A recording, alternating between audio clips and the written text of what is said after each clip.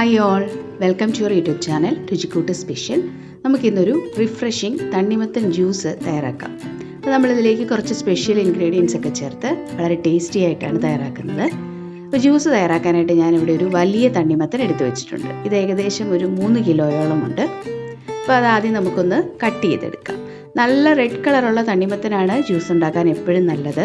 ഇത് പക്ഷേ അത്ര നല്ല റെഡ് കളർ ആയിട്ടില്ല, നല്ല കുഴപ്പമില്ല, നല്ല മധുരമൊക്കെ ഉണ്ട്.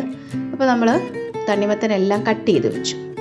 ഇനി ഇത് മിക്സിയിലിട്ട് നന്നായിട്ടൊന്ന് അടിച്ചെടുക്കണം. അപ്പോൾ ഞാനിതിലേക്ക് പഞ്ചസാരയോ അല്ലെങ്കിൽ വെള്ളമോ ഒന്നും ചേർക്കുന്നില്ല, വെറുതെ തണ്ണിമത്തൻ മാത്രം മിക്സിയിലിട്ടൊന്ന് അടിച്ചെടുക്കുകയാണ്. അപ്പോൾ ഇത്രയും അളവുള്ളത് കൊണ്ട് 2-3 പ്രാവശ്യമായിട്ടാണ് ഇത് അടിച്ചെടുത്തത്. അതിനുശേഷം നമുക്കിത് ഒന്ന് അരിച്ചെടുക്കണം. കുറച്ച് വലിയ അരിപ്പയിലൂടെ, കണ്ണകലം കൂടിയ അരിപ്പയിലൂടെയാണ് ഞാനിത് അരിച്ചെടുക്കുന്നത്. അപ്പോൾ അത് 2-3 പ്രാവശ്യമായിട്ടൊന്ന് അരിച്ചെടുക്കാം. ഇപ്പോൾ ഒരു വലിയ ബൗൾ നിറയെ തണ്ണിമത്തൻ ജ്യൂസ് കിട്ടിയിട്ടുണ്ട്. ഇനി ഇത് നമുക്ക് കുറച്ച് നേരം ഫ്രിഡ്ജിൽ വെച്ചൊന്ന് തണുപ്പിച്ച് എടുക്കാം. ഇപ്പോൾ ജ്യൂസ് കുറച്ച് സമയം ഫ്രിഡ്ജിൽ വെച്ചൊന്ന് തണുപ്പിച്ചെടുത്തു. ഇനി അതെങ്ങനെയാണ് സെർവ് ചെയ്യുന്നതെന്ന് കാണിക്കാം. ഒരു വലിയ ഗ്ലാസ്സിലേക്ക്, ഒരു ടോൾ ഗ്ലാസ്സാണ് എടുത്തിരിക്കുന്നത്, അതിലേക്ക് 2-3 ഐസ് ക്യൂബ്സ് ഇട്ടു. ഇനി നമ്മൾ തയ്യാറാക്കി വെച്ചിരുന്ന തണ്ണിമത്തൻ ജ്യൂസ് ഗ്ലാസ് നിറയെ എടുക്കുകയാണ്.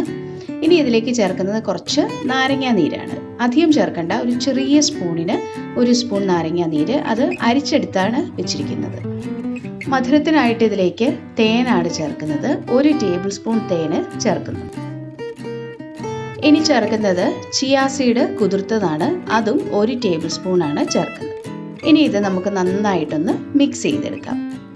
നമ്മൾ ചേർത്ത ചിയാ സീഡും നാരങ്ങാ നീരും തേനും എല്ലാം ഈ ജ്യൂസിലേക്ക് നന്നായിട്ട് മിക്സ് ആകണം. അപ്പോൾ ഒരു അടിപൊളി തണ്ണിമത്തൻ ജ്യൂസ് തയ്യാറായി. നല്ല മധുരമുള്ള തണ്ണിമത്തനാണെങ്കിൽ ഈ 1 ടേബിൾ സ്പൂൺ തേനും കൂടെ ചേർക്കുമ്പോൾ കറക്റ്റ് മധുരമായിരിക്കും. ഇനി അതല്ല, ചില തണ്ണിമത്തന് ഒരു പുളിയായിരിക്കും, അധികം മധുരം ഉണ്ടാവില്ല.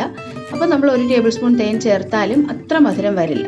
പക്ഷേ എന്നാലും പഞ്ചസാര ചേർക്കാതെ തന്നെ ഇത് കുടിക്കുന്നതാണ് എപ്പോഴും ആരോഗ്യത്തിന് നല്ലത്. അപ്പോൾ എന്തായാലും എല്ലാവരും ഇത് ട്രൈ ചെയ്ത് നോക്കണം. Thank you for watching.